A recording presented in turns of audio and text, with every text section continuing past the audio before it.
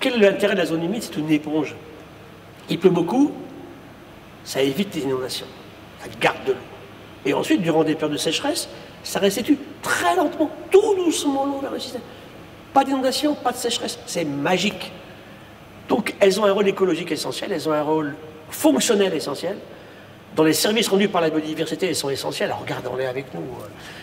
Tout ça, ça fait partie d'un système qui a été, sur l'autel de l'humain dominateur, détruit. On les a drainés, c'est le drame.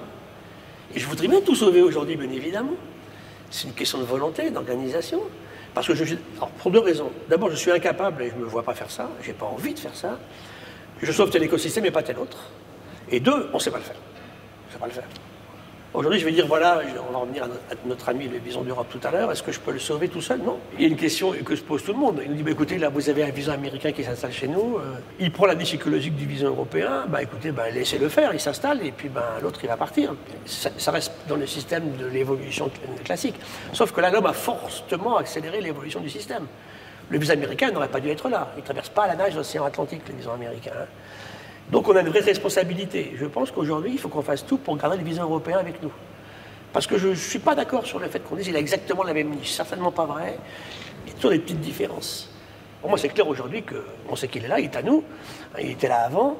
Donc si je ne crois pas trop moi, à la réussite de l'éradication du bison américain, il faut absolument qu'on fasse tout pour conserver les bisons d'Europe, bien évidemment.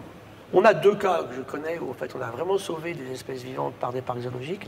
C'est l'oryx d'Arabie et le cheval de Przewalski pour les mammifères.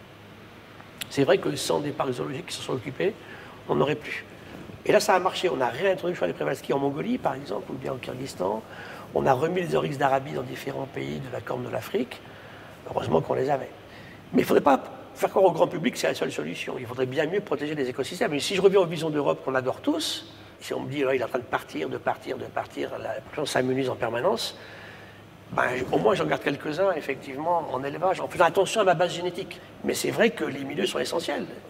Comment remettre dans la nature une espèce qui a été sauvée par ailleurs si on n'a pas un milieu de réception de l'animal qui le met dans des conditions de survie possibles? C'est évident. De toute façon, c'est clair que je me bats beaucoup plus pour conserver ce qu'on a que de dire on les laisse partir, on va vous les cloner dans 20 ans. Hein.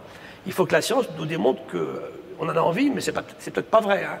Mais s'il l'était, ça serait beaucoup mieux pour lui, parce que là, on pourrait imaginer comment lui-même réorganise un écosystème. Que ça voudrait dire que sa disparition de la France, locale, hein, pas totale de l'espèce bison d'Europe, ferait que des écosystèmes ne seraient plus fonctionnels, en fait. Si on démontre ça, oui, ça peut être que bien pour le bison d'Europe, bien sûr. Alors, les zones humides sont essentielles dans leur fonctionnement écologique. Les perdre, effectivement, c'est perdre d'abord les services rendus par ces écosystèmes, régulation des cycles de l'eau, et deuxièmement, les espèces qui y sont associées, qui vivent que là. C'est des refuges extraordinaires pour les oiseaux, les zones humides. Hein. Donc ça veut dire que moins on s'occupera des écosystèmes et de la nature qui nous entoure, plus l'humain aura des problèmes. Le calcul est vite fait. Hein. On a une économie stupide, et je pèse mes mots, et je suis un poil solennel, qui consiste à faire du profit en détruisant la nature, en la surexploitant.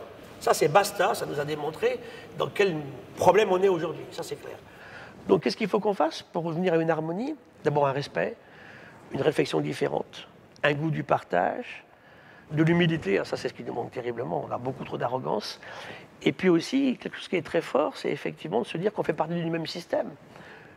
Si on ne revient pas en comprenant que nous faisons partie du système, qu'on n'est pas à côté, ça ne marchera pas. Parce que le jour où on va l'admettre, bah, chaque fois qu'on va agresser ce système vivant, on s'auto-agresse. C'est un peu stupide pour une espèce qui s'est appelée Sapiens elle-même.